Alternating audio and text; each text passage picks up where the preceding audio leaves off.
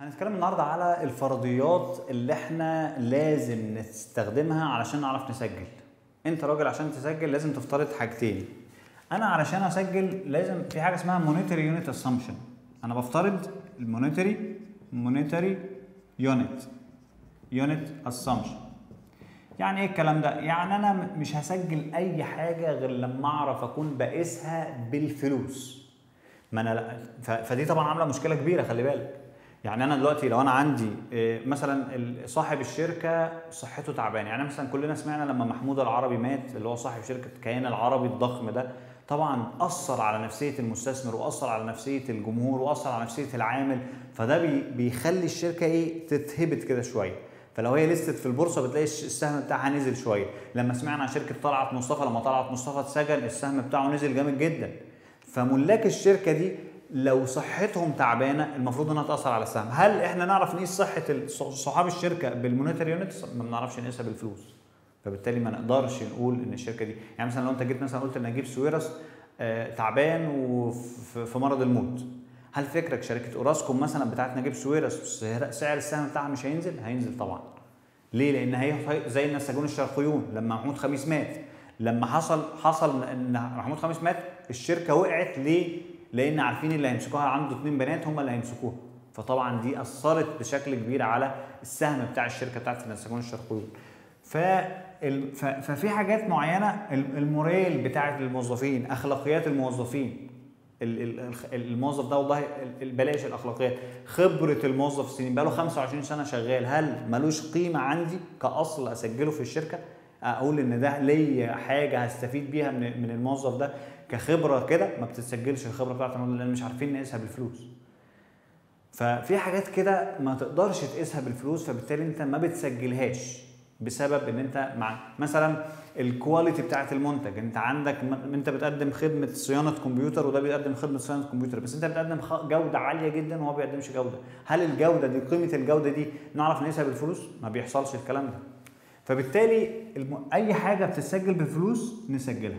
دي اسمها اسامبشن، دي فرضيه بنفترضها عشان نعرف نشتغل احنا كمحاسبين.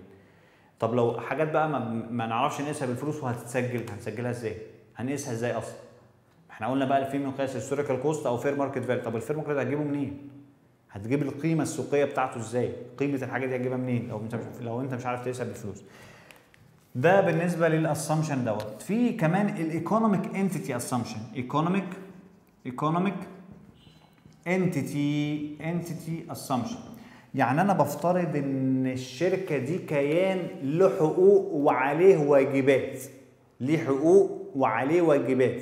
فالشركه مثلا انت تيجي تقول ايه؟ والله الشركه دي لها فلوس عندي. لو انت عندك عربيه وانت صاحب شركه، لو استخدمت العربيه لغرض الشركه لازم تدفع من الشركه للعربيه فلوس، يعني مش العربيه لصاحب العربيه فلوس.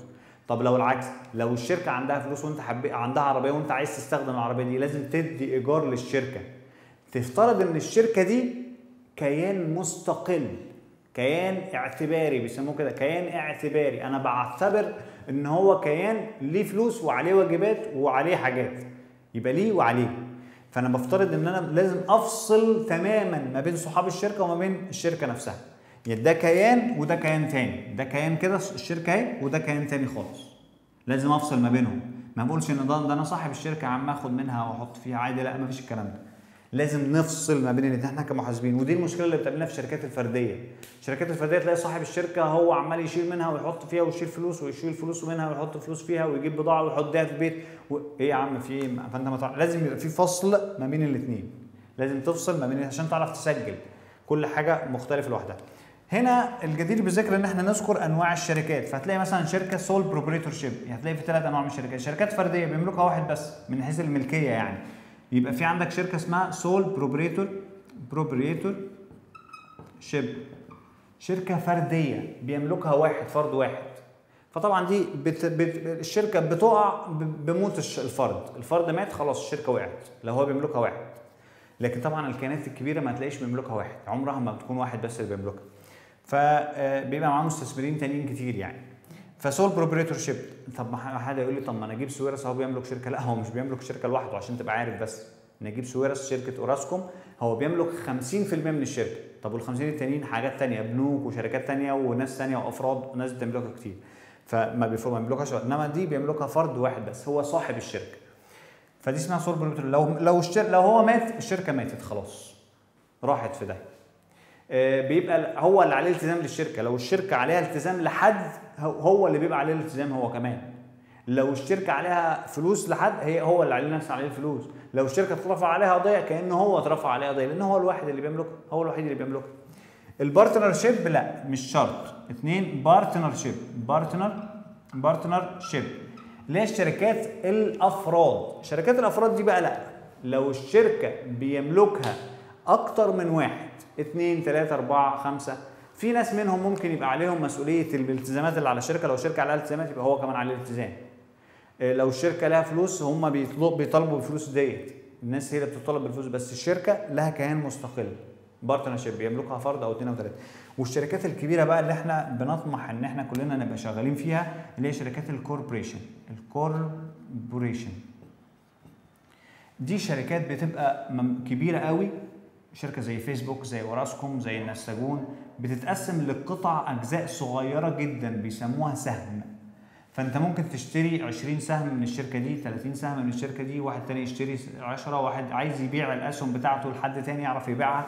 يبقى انا بملك في الشركه دلوقتي، عايز ابيع اعرف ابيع لواحد تاني، الاقي حد يشتري مني. فدي بتبقى شركه كبيره، فاللي بيملكها شركه ما بتنتهيش خلاص، هي بتنتهي بانها تفلس. فالشركه دي بتفضل تكبر تكبر تكبر وتجيب استثمارات وتعرف تشغل فلوسها وتشتغل الفلوس اكتر واكتر واكتر، تفضل تكبر ما بتنتهيش بوفاه حد، لان الحد اللي بيموت مش شرط انه يكون شغال فيها اصلا ولا يعرف عنها حاجه، هو مجرد بس ان هو بيملك فيها، عايز يقرا التقارير الماليه بيقراها، مش عايز هو حر، فهكذا وهكذا. فده كده بالنسبه للايكونوميك انتيتي. وفي عندنا مونيتري يونت اسامبشن. ده كده باختصار انواع الشركات من حيث الملكيه، فرديه او افراد او كوربريشن. اشوفكم الفيديو اللي جاي.